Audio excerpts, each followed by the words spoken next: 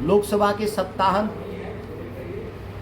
पर मैं जब अपने संसदीय क्षेत्र बक्सर और रामगढ़ जब आया हूं और मेरे सांसद बनने के बाद मेरा जो रामगढ़ विधानसभा जो खाली हुआ है, इस पर उपचुनाव संभावित है अक्टूबर में, और राजनीति के जो बरसाती जो मेढक हैं, जो चुनावी राजनीति के जो मेढक हैं, वो बेहद तेज़ी से सक्रिय हो गए हैं। एक पूर्व विधायक भारतीय जनता पार्टी के द्वारा एक कहानी लोगों को सुनाई जा रही है, पिछले 40 सालों की कहानी, और मनगढ़ंत फर्जी जो कहानी गढ़ने का जो तरीका है भारतीय जनता पार्टी के लोगों का, और इसका कोई भी जवाब इसलिए नहीं लोगों ने दिया, हमारे जो पूर्वज नेता हैं यहाँ, क्योंकि जिसकी पूरी बुनियाद ही राजनीति में और मुद्दे की बुनियाद झूठ पर हो, उसका क्या जवाब दिया जाए। लेकिन मैं एक जनप्रतिनिधि होने के नाते इस बात को मैं इसलिए आपके सभी लोगों के सामने मैं बताना चाहता हूँ कि जिस जमानिया पंप की बात की जा रही है, यह जमानिया पंप सच है कि 40 साल 50 सालों से प्रस्तावित था, लेकिन किसी ने काम नहीं लगाया, काम करने की जरूरत नहीं महसूस किया ताकत के बाद भी। लेकिन जगदानंद सिंह जब बिहार के सिंचाई मंत्री बने, इस परियोजना का एक बड़ा हिस्सा विश्वकर्मा पंप और लरमा पंप कैनाल के रूप में स्थापित करने का काम किया। जैसे पूरे रामगढ़ और दुर्गावती के एक बड़ा हिस्सा में हमारी खेती होती है, सूखा प्राकृतिक है, या किसी के सत्ता में आने और नहीं आने और किसी के विधायक बनने नहीं बनने से सूखा नहीं पड़ता। सूखा और बारिश यह ईश्वरीय ताकत के जरिए होता है, और मुझे तो नहीं लगता इस देश में कोई भी और दुनिया में कोई ऐसा नेता पैदा हुआ है जो ईश्वर को भगवान को प्रभावित कर दे कि कब बारिश हो और कब बारिश न हो। अगर ऐसा कोई दावा करता है तो उस भगवान से ऊपर उसकी भूमिका होगी। मैं ऐसे लोगों की चर्चा क्या करूं जो अपने को भगवान से ऊपर मानते हैं। लेकिन जो व्यवस्था उपलब्ध है, उस व्यवस्था को चलाने के लिए हम लोग अधिकतम प्रयास किया। लोगों का कहना कि गंगा से पानी हम ले आएंगे रामगढ़ में, वे लोग तो पिछले 40 साल से कह रहे हैं कि गंगा का पानी लाएंगे। वो एमएलए रहे, बिहार में उनकी सरकार रही, उत्तर प्रदेश में सरकार रही भाजपा की, और देश में भी भाजपा की सरकार है। और आज भी जब हम आज हैं, आज की तारीख में भी दिल्ली में भाजपा की सरकार, उत्तर प्रदेश में भाजपा की सरकार, बिहार में भाजपा की सरकार, तो आपने क्यों नहीं पानी लाया गंगा जी का? और कौन रोक रहा है पानी लाने से? विधायक पानी नहीं लाता, पानी ले आने की जिम्मेदारी सरकार की होती है। और जब ये तीनों जब भाजपा की सरकार है और उसी भाजपा में वो पूर्व विधायक थे 5 साल, तो पानी क्यों नहीं आया? इसलिए नहीं आया कि ये जो भाजपा की जो निकम्मी सरकारें हैं तीनों जगह, यह किसान विरोधी हैं। और किसान विरोधी जो लोग होते हैं वह रामगढ़ में भी विरोध करेंगे, वह कैमूर जिला में भी विरोध करेंगे, और राज्य भर में भी विरोध करेंगे। मध्य प्रदेश से पानी आना है, वहाँ भी भाजपा की सरकार, बाणसागर। रिहंद से पानी आना है, उत्तर प्रदेश से सोन में पानी आता है, वहाँ भी भाजपा की सरकार। तो ये जो भाजपा का जो कार्टेल है पूरे देश भर में और राज्य भर में, ये जो माफिया तंत्र जिन्होंने विकसित किया है किसान विरोधी, ये उसका हिस्सा रामगढ़ भी प्रभावित हो रहा है। जब हम पावर में थे तो परियोजनाओं को बना रहे थे, और जब भाजपा वाले आए तो कोई भी उसको बनाने का, आगे बढ़ाने का काम नहीं किया।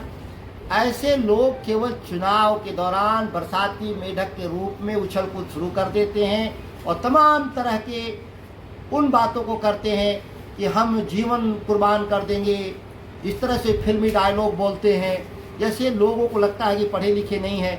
किसान रामगढ़ का और कैमूर का पढ़ा लिखा भी है और मेहनती भी है, और अपनी ताकत से खेती करता रहता है। जो सरकार चाहे तो थोड़ा मदद कर दे, सरकार नहीं मदद करती है तो भी किसान हमारे यहाँ काम करता है। तेरा जैतपुरा में इन सब भाजपा वालों ने शिलान्यास करके 5-5 ईंट रख के चले गए, लेकिन फिर भी उन दोनों परियोजनाओं को मैंने पूरा करा करके पानी दिलवाने का काम किया। ढढ़र में बिना जमीन के अधिग्रहण का एक पंप हाउस का नींव रख दिया और आज भी ढढ़र पंप बनकर तैयार है। पिछले 1 साल के भीतर 6 बार 33,000 का तार कटवा लिया गया अपराधियों के द्वारा। सरकार कौन चला रहा है इस राज्य में? इस जिला में 2 मंत्री हैं, कैबिनेट मंत्री हैं। चिंता है ये भाजपा को कि कैसे तार काटे जा रहे हैं। यहाँ पर 33,000 का हाई वोल्टेज तार 6 बार काट लिया गया ढढ़र पंप को कि ढढ़र पंप न चालू, क्योंकि इससे सुधाकर सिंह जो स्थानीय विधायक उनको श्रेय जाएगा। जमीन का अधिग्रहण का विवाद था, उत्तर प्रदेश के किसान केस लड़ रहे हैं और वही भारतीय जनता पार्टी वाले के रिश्तेदार हैं सब। जो भारतीय जनता पार्टी का पूर्व विधायक यहाँ, उसी के सारे रिश्तेदारों का जमीन था जो भूमि अधिग्रहण में मुकदमा लड़ रहे हैं और लड़ करके उस योजना को नहीं बनने देना चाहते हैं। उसकी भी पंचायती हमने किया और वो काम लगा हुआ है। उस इलाके के लोग जानते हैं और देख रहे हैं। इस साल नहीं चालू हो पाया, अगली साल तक वो चालू होगा। वो किसी के चुनाव लड़ने जीतने हारने से अब कोई फर्क नहीं पड़ता।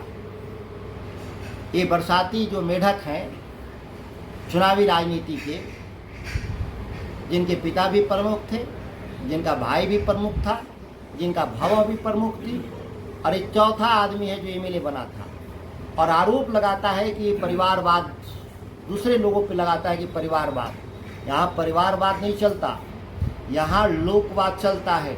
लोग जिसको चुनते हैं वो नेता बनता है।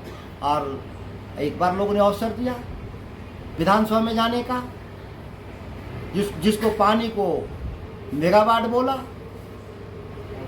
बिजली को क्यूसेक बोला, पूरे नाक कटवा दिया रामगढ़ विधानसभा का भारतीय जनता पार्टी का पूर्व विधायक। उसकी पार्टी ने उसको दोबारा अवसर नहीं दिया बोलने के लिए लोग विधानसभा में।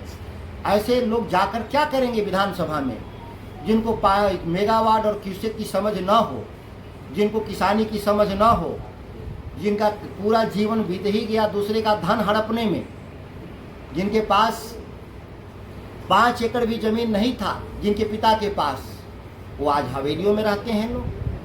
तो किस तरीके से पैसे का अर्जन हुआ है इस पूरे रामगढ़ का बच्चा जानता है।